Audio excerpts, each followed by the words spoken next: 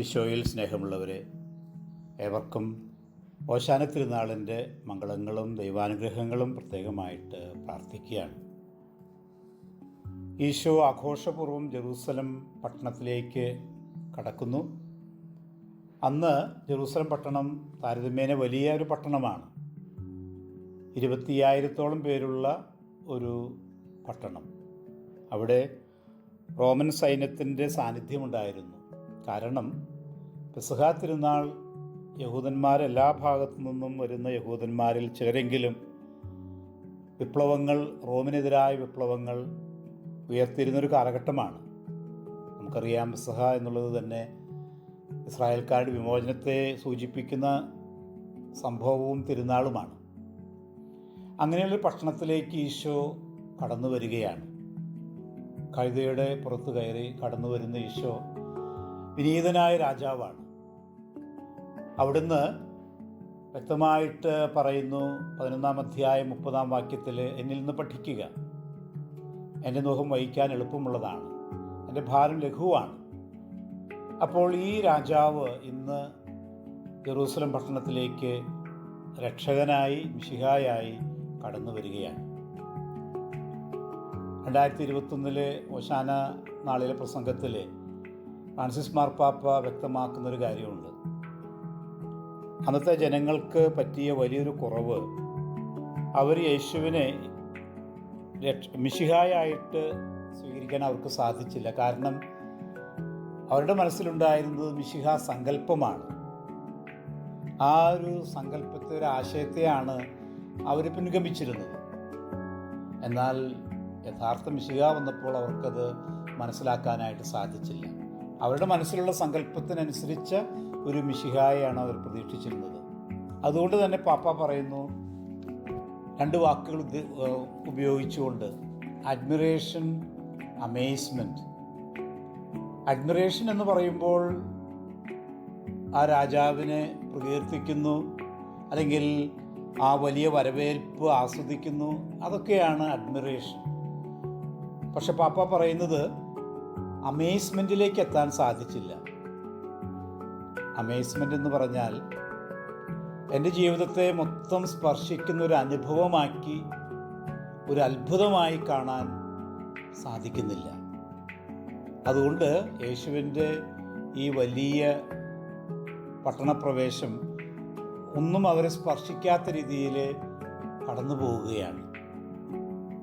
നമ്മുടെ ജീവിതത്തിലും ഇതുപോലെ തന്നെ നമ്മുടെ ജീവിതത്തെ സ്പർശിക്കാതെ ഇത് ആണ്ടുവട്ടത്തിലൊരു തിരുനാളായിട്ട് മാറുന്നു എങ്കിൽ, ഈ കുരുത്തോല വഹിക്കുന്നതൊക്കെ അതും ഒരു ആചരണമായിട്ട് മാറുന്നുവെങ്കിൽ തീർച്ചയായിട്ടും നമ്മൾ ശ്രദ്ധിക്കണം. നമ്മുടെ ജീവിതത്തെ സ്പർശിക്കുന്ന ഒന്നായി ഈ തിരുനാൾ മാറുന്നുണ്ടോ? രക്ഷകൻ എൻ്റെ ജീവിതത്തിലേക്ക്, എൻ്റെ ഭവനത്തിലേക്ക് കടന്നു വരുന്നുണ്ടോ എന്ന് നമ്മൾ ചിന്തിക്കുക. രണ്ടാമത് നമ്മൾ കാണുക 21-ാം അധ്യായത്തിൽ, അവിടെ ആർപ്പ് വിളിക്കുന്ന ജനക്കൂട്ടത്തിനെതിരായിട്ട് സംശയദൃഷ്ടിയോടെ, ഒട്ടൊക്കെ വെറുപ്പോടെ, അവജ്ഞയോടെ നോക്കുന്ന നിയമജ്ഞരെയും പ്രധാന പുരോഹിതരെയും ഒക്കെയാണ്. അവരുടെ മനസ്സിൽ ഈ നന്മ കാണാനായിട്ട് സാധിക്കുന്നില്ല. ഒരു മനസ്സിൽ അസൂയയും മുൻവിധിയുമാണ്. ബാഹ്യമായിട്ട് നോക്കുകയാണെങ്കിൽ ജെറൂസലം പട്ടണത്തിൽ ഒരു ക്രമസമാധാനം പാലിക്കാനാണ് അവരാഗ്രഹിക്കുന്നത്. വലിയ ബഹളം, വലിയ ഒരു ജനത്തെ അങ്ങനെ വഴിതെറ്റിച്ചു വിടുന്ന ഒരു വലിയ ബഹളമൊന്നും താല്പര്യമില്ലാത്തതുപോലെയാണ് അവർ കാണുന്നത്. പക്ഷെ അവരുടെ ഉള്ളിൻ്റെ ഉള്ളിൽ ക്രമസമാധാനം പാലിക്കുകയൊന്നുമല്ല. അവരുടെ ഉള്ളിൻ്റെ ഉള്ളിൽ ഈശോയോടുള്ള വലിയ വെറുപ്പാണ്. നന്മ കാണാൻ പറ്റാത്ത മനുഷ്യരാണ് അവർ. ബാഹ്യമായിട്ടുള്ള ചില മൂടുപടങ്ങൾ അവർക്കുണ്ട്. ഇത് നമുക്കും ഒരു വിലയിരുത്തലാണ്, നമുക്കും ഒരു ചൂണ്ടുപലകയാണ്. ബാഹ്യമായിട്ടൊക്കെ ചെയ്യാൻ ആഗ്രഹിക്കുന്നു, നമുക്ക് എല്ലായിടത്തും ഏറ്റവും ഭംഗിയായിട്ട് ചെയ്യാൻ ആഗ്രഹിക്കുന്നു. ചിലപ്പോഴൊക്കെ നമ്മൾ പറയുക ഒരു ഡിസിപ്ലിനാണ്, അല്ലെങ്കിൽ അച്ചടക്കം വേണം, എല്ലാം ക്രമമായിട്ട് പോകണം. അതുകൊണ്ട് ചിലപ്പോഴൊക്കെ നമ്മൾ മറ്റുള്ളവരുടെ സ്വാതന്ത്ര്യത്തെ ഹനിക്കുന്ന രംഗങ്ങളുണ്ട്. മറ്റുള്ളവരുടെ വ്യക്തിത്വത്തെ മാനിക്കാത്ത അവസരങ്ങളുണ്ട്. പലപ്പോഴും നമ്മളുടെ മുൻവിധി വെച്ച് നമ്മൾ പെരുമാറി ബാഹ്യമായിട്ട് ഭക്തിയുടെയും വലിയ ആധ്യാത്മികതയുടെയൊക്കെ മൂടുപടം അണിയുന്ന രംഗങ്ങളുണ്ട്. അവിടെയൊക്കെ നമ്മുടെ ഉള്ള് പരിശോധിക്കാൻ ഈശോ ഇന്ന് നമ്മോട് പറയുകയാണ്. അതുപോലെ നമ്മൾ കാണുന്ന മറ്റൊരു പ്രധാനപ്പെട്ട വചനം, കർത്താവ് ജെറൂസലം ദേവാലയം ശുദ്ധീകരിച്ചുകൊണ്ട് ഇപ്രകാരം പറയുകയാണ്: എൻ്റെ ഭവനം പ്രാർത്ഥനാലയം എന്ന് വിളിക്കപ്പെടും. അത് നിങ്ങൾ കവർച്ചക്കാരുടെ കേന്ദ്രമാക്കി മാറ്റിയിരിക്കുകയാണ്. ഇത് ഈ ദൈവാനുഭവത്തിന് സാധ്യതയില്ലാത്ത രംഗമായിട്ട് നമ്മുടെ ഭവനം മാറുന്നുണ്ടോ എന്ന് ഒന്ന് വിലയിരുത്തുക. നമ്മുടെ ദേവാലയം മാറുന്നുണ്ടോ? ഇടവക ദേവാലയത്തിന് ചേരാത്ത രീതിയിലുള്ള കാര്യങ്ങളും കച്ചവട മനോഭാവവും ഒക്കെ ഉണ്ടോ എന്ന് നമുക്കൊന്ന് പരിശോധിക്കാം. വിശാലമായ അർത്ഥത്തിൽ ഇത് സഭയാണ്.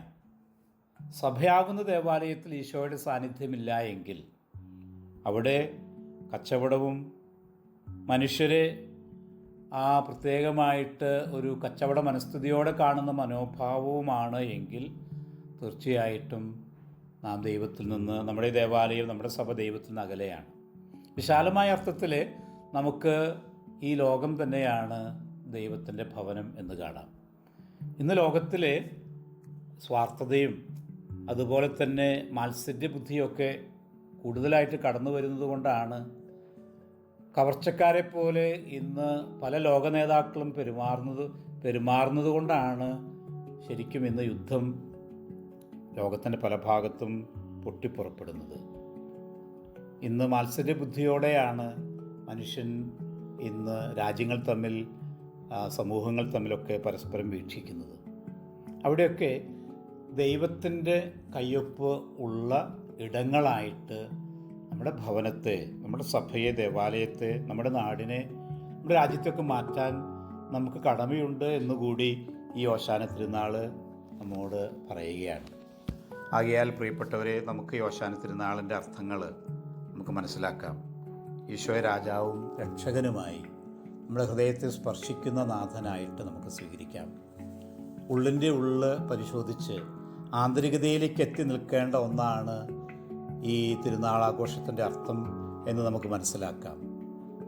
ദൈവത്തിൻ്റെ ഇടത്തിന്, ദൈവത്തിൻ്റെ വാസസ്ഥലത്തിന് യോജിച്ച വിധത്തിൽ നമ്മൾ സഞ്ചരിക്കുന്ന, നമ്മളായിരിക്കുന്ന ഇടങ്ങളൊക്കെ നമുക്ക് മാറ്റാം. ഈ തിരുനാളിൻ്റെ ഈ ദിവസത്തിൻ്റെ അനുഗ്രഹങ്ങൾ ഏവർക്കും ഉണ്ടാകട്ടെ. ആമേൻ.